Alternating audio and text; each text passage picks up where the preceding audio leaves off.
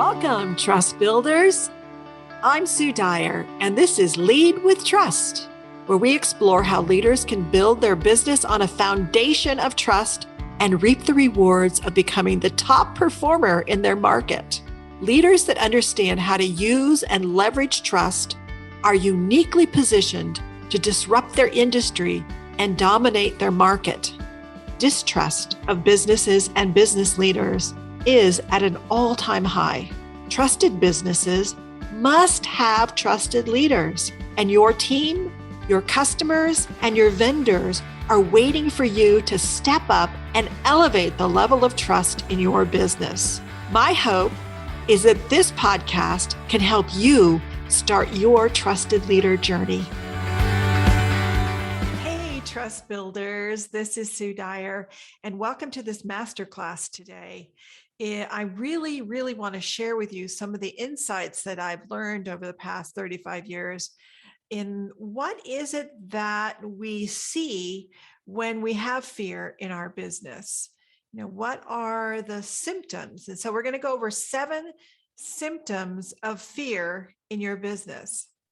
And so symptom number 1 is poor communication. And I have talked before about the study that I did of 134 different project teams, asking them on your project, think about the very best one you've ever been on in your life.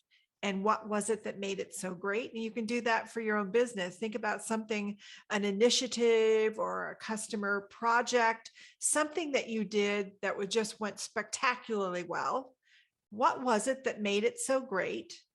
And then think about the very worst project or initiative or effort that you ever worked on. And what was it that made it so poor? So what I was told by these teams, 95% said that their project was successful because it had great communication. And 98% told me that it was a failure because it had poor communication. So fear shows up as poor communication. And so that's number 1 here. If you've got areas in your business where you do not have open, honest, transparent, flowing communication, you have some form of fear that's preventing it. And so that would be the number 1 place to look. And if you only looked there, you're probably going to be doing a good job for your business. Look for where communication is not flowing. The second symptom that I see is one that I see quite a bit, and it is misaligned expectations. So one group or one person thinks that it's supposed to be done this way, and another group or people believe it's supposed to be done that way. And so then in all of our, best effort with trying to do our best work, we go forth and do our work. And only after we've kind of worked together a while and we go, why are they doing that? And the other group is going, well, I don't know. I thought we were doing this. They're really, why are they? They're getting in my way. They're causing problems for me. So usually this sort of shows up as some kind of conflict. And if the conflict goes on long enough, it becomes personal. Then they start blaming the people. It has nothing to do with the people. They're doing things the best way they think they can. The problem is that they weren't aligned on what they were going to do, how they were going to do it, and all of the other things you have to do to really have an expectation that is together, so that we know who's doing what, when, where, how, all of those things. So misaligned expectations really undermines communication. People stop talking. They start talking at each other. They start blaming people. So if you got blaming going on, you see poor communication, you see some conflict, ruffled feathers, you probably have some fear going on. It gets created by this misaligned expectations. And then we're afraid we're not going to succeed because it's clear we're not going to, because we're not on the same page. The third one is confusion. I see this when teams are moving forward or people are moving forward. I'm trying to do my job. You're trying to do your job. I'm not quite sure how you fit in with what I'm doing.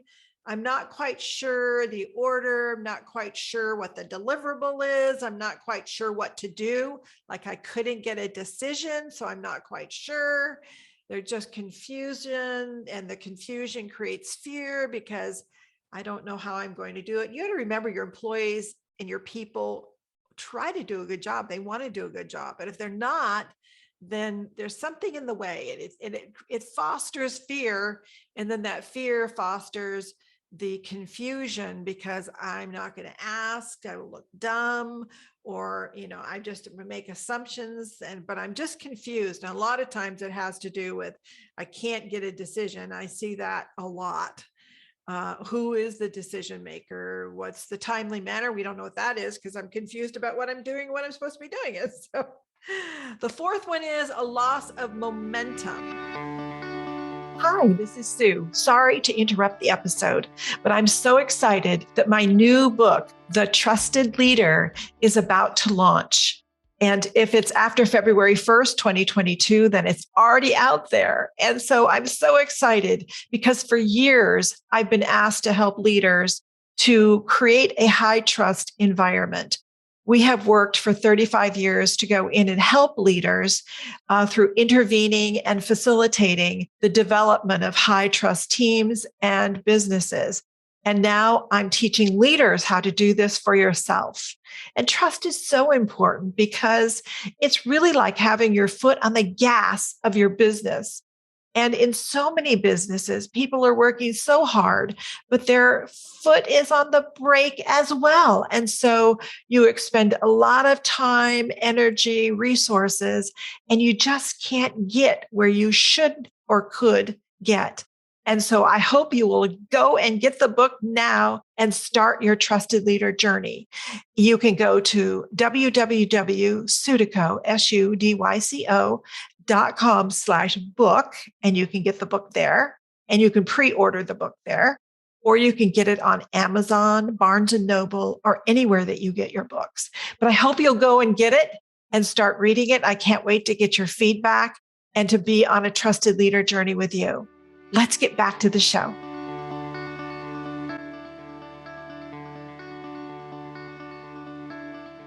So most projects, most teams, most businesses start an initiative, something you're going to do. It could be you're installing some kind of new software, new system, new process, a new customer delivery you're doing, some new product you're doing, some new service you're providing.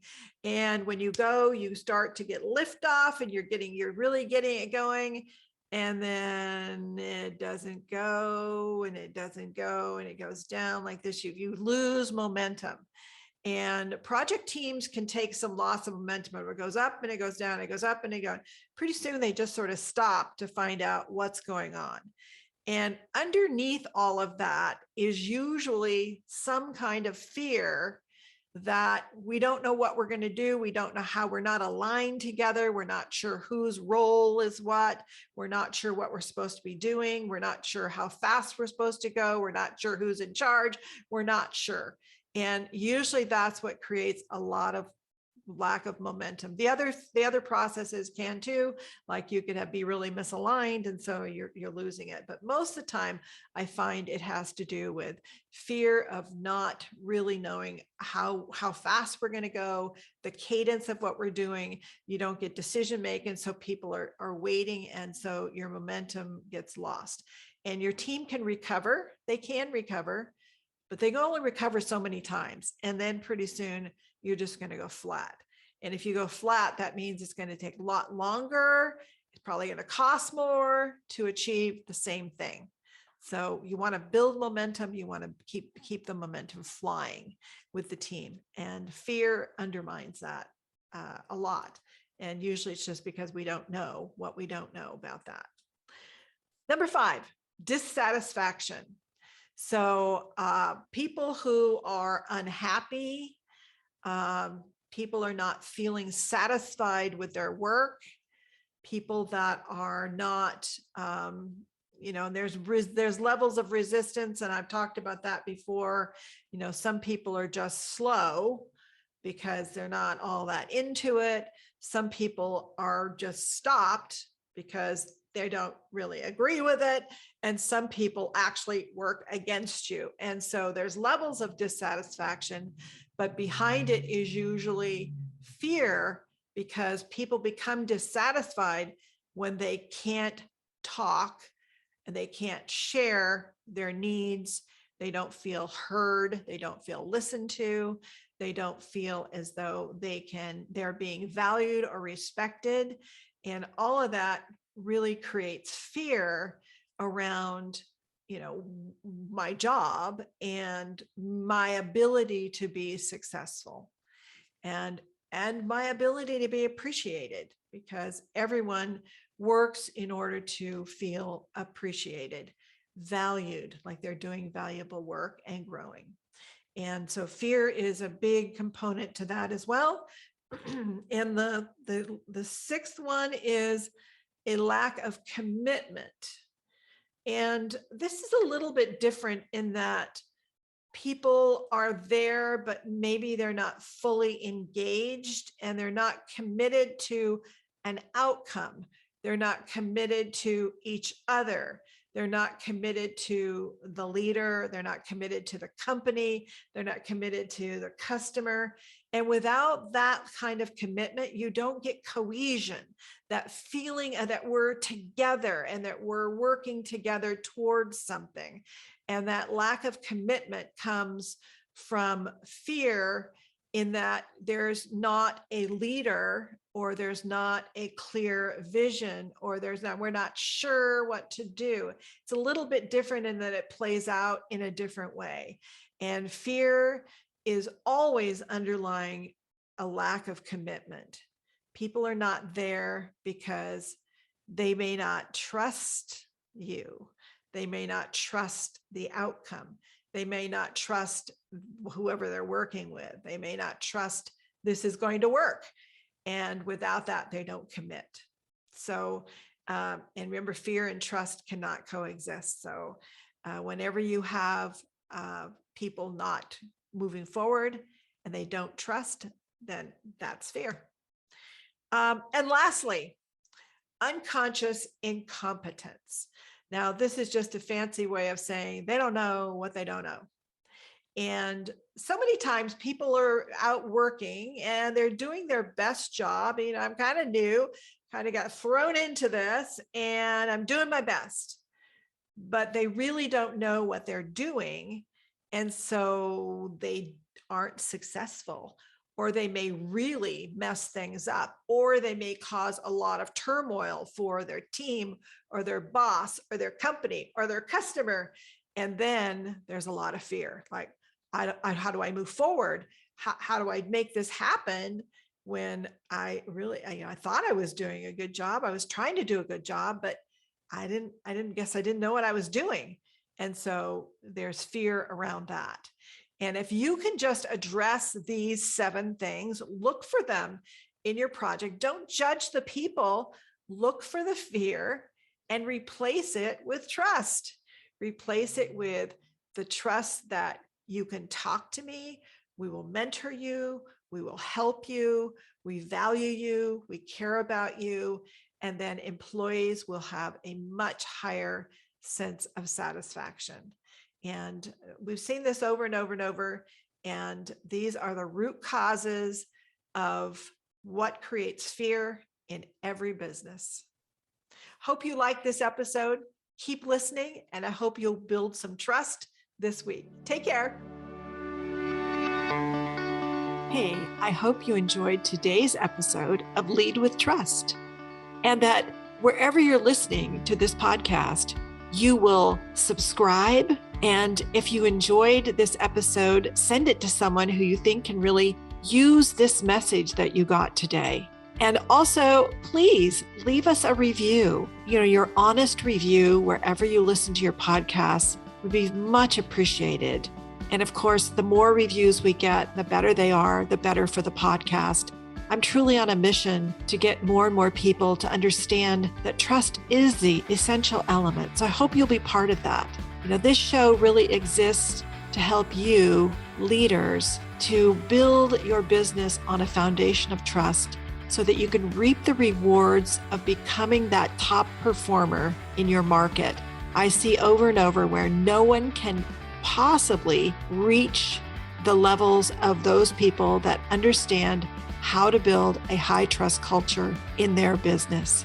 Now, today, if you're really curious about starting your trusted leader journey, you can get started right away if you just take the free Trusted Leader Profile, and you can learn where you fall along the Trusted Leader continuum. And this really can unlock your confidence on where you are and what you need to do. It's very specific on what you can do.